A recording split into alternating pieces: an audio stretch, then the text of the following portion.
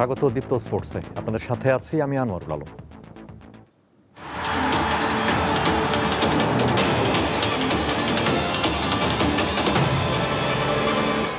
ICC নারী বিশ্বকাপে নিজেদের প্রথম ম্যাচে নিউজিল্যান্ডকে 89 রানে হারিয়েছে অস্ট্রেলিয়া। ইন্দোরের হলকার স্টেডিয়ামে প্রথমে ব্যাটিংয়ে নেমে অ্যাশলি গার্ডনারের সেঞ্চুরিতে অস্ট্রেলিয়া করে 326 রান। 6 নম্বরে নামা এই ব্যাটার 43 বলে 50 পূর্ণ করার পর সেঞ্চুরি করেন 77 বলে।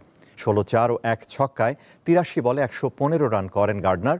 মেয়েদের ওয়ানডেতে 6 বা তার নিচে নেমে সর্বোচ্চ রানের ইনিংস এটি।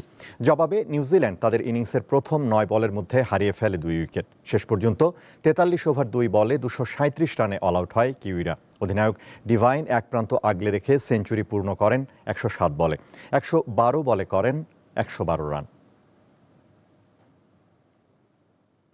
এশিয়া কাপে বাংলাদেশের অধিনায়ক লিটন দাসের যাত্রা আগেই শেষ হয়েছিল। এরপর ইনজুরির কারণে আফগানিস্তানের বিপক্ষে সিরিজে তার খেলা হচ্ছে না।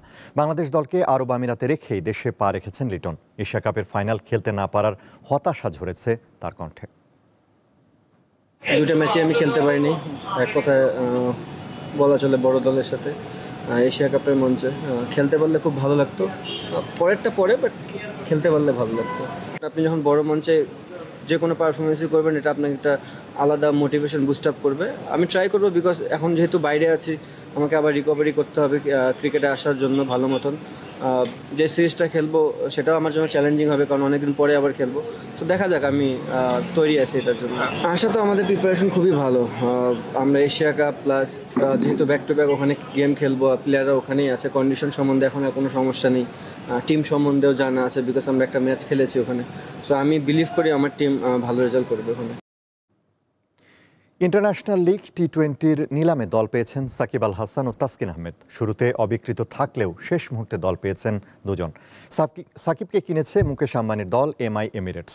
তাকে 40,000 মার্কিন ডলারে অর্থাৎ প্রায় 48 লাখ টাকায় দলে ভিড়িয়েছে দলটি। তাসকিনকে নিয়েছে শারজা ওয়ারিয়র্স।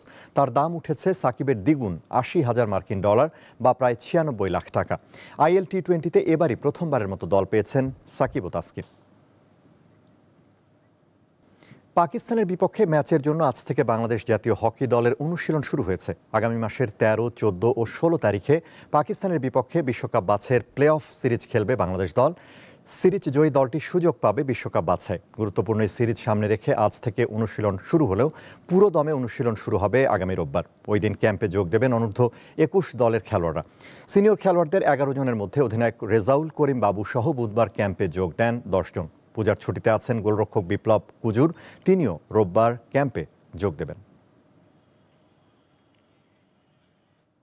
দুর্গাপূজার ছুটিতে ঢাকা স্টেডিয়ামে টানা তৃতীয় দিনের মতো অনুশীলন করেছে জাতীয় ফুটবল দল। প্রধান কোচ হেভিয়ার ক্যাব্রেরার অধীনে অনুশীলনে যোগ দিয়েছেন মোহামেডান স্পোর্টিং ক্লাবের 6 ফুটবলার। মঙ্গলবার রাতে ঢাকা ফিরেই অনুশীলনে যোগ দেন ফাহমিদুল ইসলাম। ঘরের মাঠে আগামী 9 অক্টোবর হোম ম্যাচ খেলার পর 14 অক্টোবর হংকং গিয়ে অ্যাওয়ে ম্যাচ খেলবে বাংলাদেশ দল। এরপর 18 নভেম্বর ভারতের বিপক্ষে হোম ম্যাচ খেলবে বাংলাদেশ। 6 অক্টোবর হামজা চৌধুরী এবং 7 অক্টোবর সমিত সোমের দলের সঙ্গে যোগ দিতে ঢাকায় আসার কথা রয়েছে।